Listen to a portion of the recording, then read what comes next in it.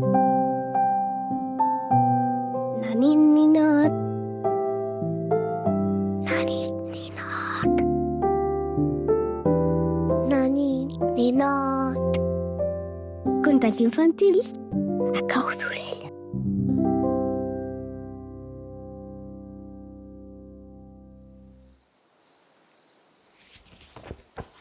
Hola, ninot.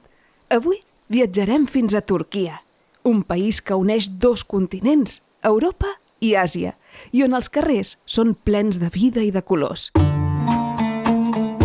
De fet, si passeges per una ciutat com Istanbul, que és la capital de Turquia, pots veure mercats d'espècies amb muntanyes de safrà, de pebre vermell o de canyella que fan tantíssima olor que fins i tot sents pessigolletes al nas. També veuràs botigues plenes d'alfombres, suaus, amb dibuixos de colors, penjades com si fossin quadres gegants. Potser podràs sentir el soroll de les tassetes petites quan serveixen te de poma, ben calent i ben dolcet. I segur que trobaràs paradetes on preparen kebabs que fan una olor tremenda. En aquests mercats plens de rialles i de converses, fa molts anys la gent explicava històries mentre bevia te asseguda en coixins tous. I d'aquí neixen els contes de Nasreddin, un personatge molt estimat a Turquia. Ell sempre va amb el seu ruc, sembla una mica despistat, però quan parla tothom s'adona que és més savi del que sembla. El conte d'avui es diu Nasreddin i l'olla encantada. Posa't còmode, ninot, imagina aquestes olors i el so del mercat del que hem parlat i deixa que les paraules flueixin. Comencem el conte. Fa molts anys, en un poble envoltat de turons daurats i camins de pols fina, vivia en Nasreddin. Era un home que tenia una barba una mica despentinada, uns ulls ben vius que sempre semblaven saber alguna cosa que els altres no sabien, i un ruc pacient que l'acompanyava a tot arreu. Nasreddin no era ric, no tenia cap palau ni cofres plens d'or, però tenia una cosa molt poderosa, el seu enginy. Al mateix poble hi vivia un home molt avariciós. Es deia Hassan. Tenia una casa gran, tenia magatzems plens de sacs de gra i un armari on guardava les seves monedes com si fossin tresors secrets. Al Hassan no li agradava gens compartir. No deixava mai res a ningú i sempre comptava el que tenia 2 vegades per assegurar-se que ningú li hagués pres ni una sola moneda. Un dia, la dona de Nasreddin li va dir: «Nasreddin, necessitem una olla gran per preparar el sopar de la festa. La nostra és massa petita». El Nasreddin es va rascar la barba. Ja sé on podem trobar-ne una». Així que va anar a casa del Hassan i va picar a la porta.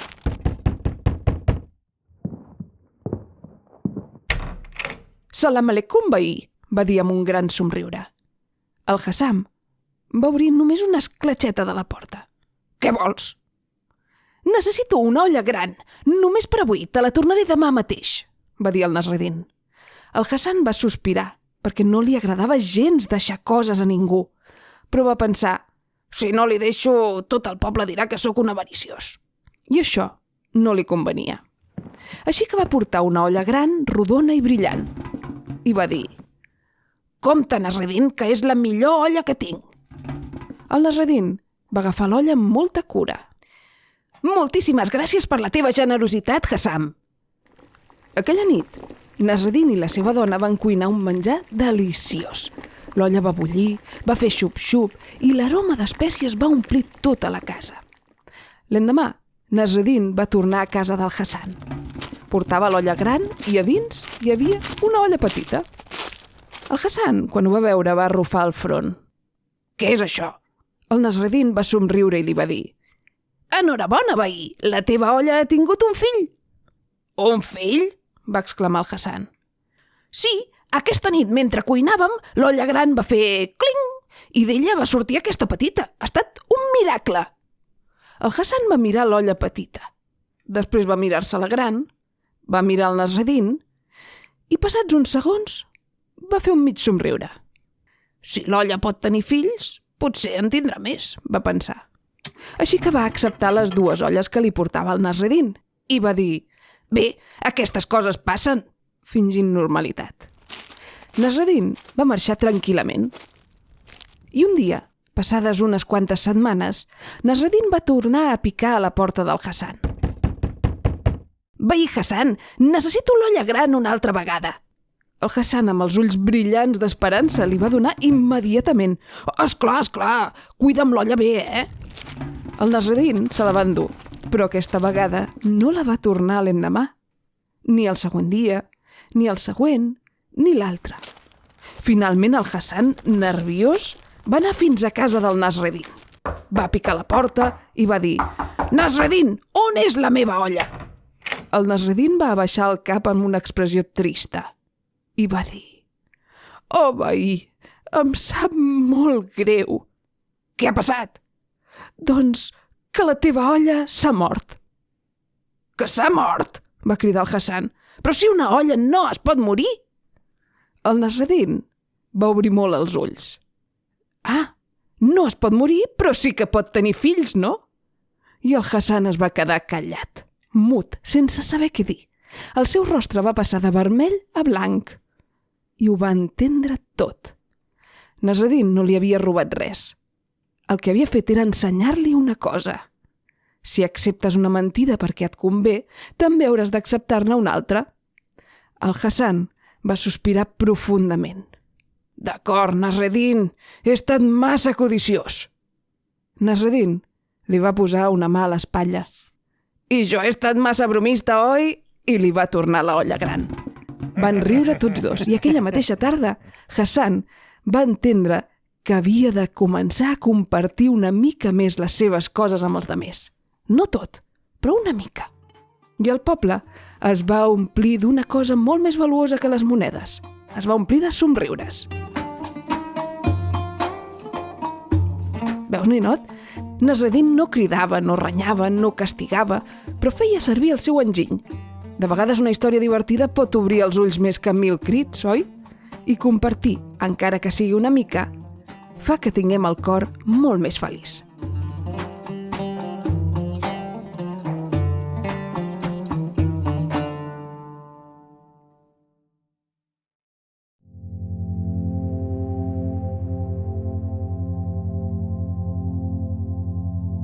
I ara, ninot, és moment de descansar com ho faria en Nasreddin després d'un dia ple d'idees i de rialles. Així que tanca els ulls, suaument.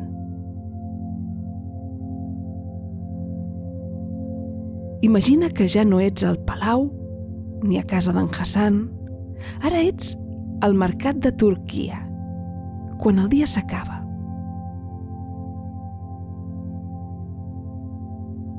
Les paradetes tanquen lentament.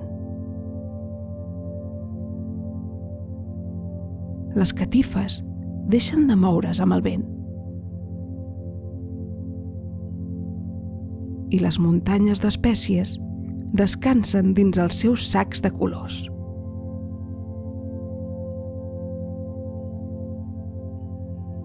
Primer, com sempre, farem una respiració tranquil·la, com si volguessis olorar les espècies del mercat. Agafa aire pel nas. Molt lentament, com si ensumessis canyella dolça i te de poma calent. I ara, deixa anar l'aire, molt a poc, com si bufessis suaument perquè el vapor del te balli a l'aire.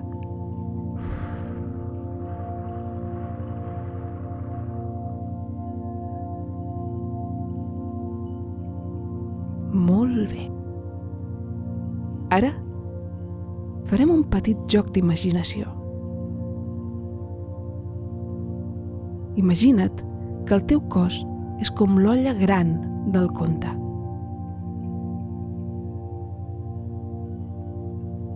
Quan una olla bull massa fort, fa soroll, però quan el foc és suau, fa un xup-xup molt tranquil. Posa't la mà damunt la panxa. Quan agafis aire, veuràs com la panxa s'infla com una olla que s'omple d'aire calent. I quan deixis anar l'aire per la boca a poc, la panxa es desinflarà. I és com si el foc de l'olla es fes més suau. Prova un parell de vegades, molt a poc. Agafa aire, panxa amunt. Deixa anar l'aire, panxa avall. Una altra vegada.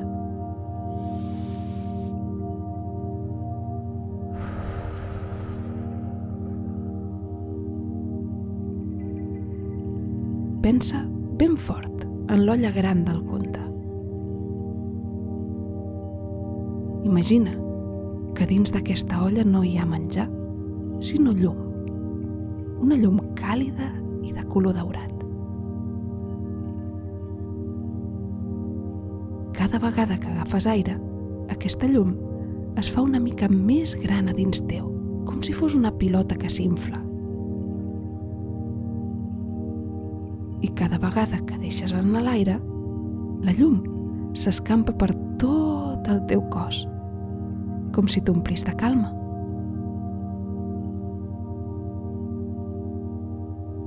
I ara, escolta el silenci.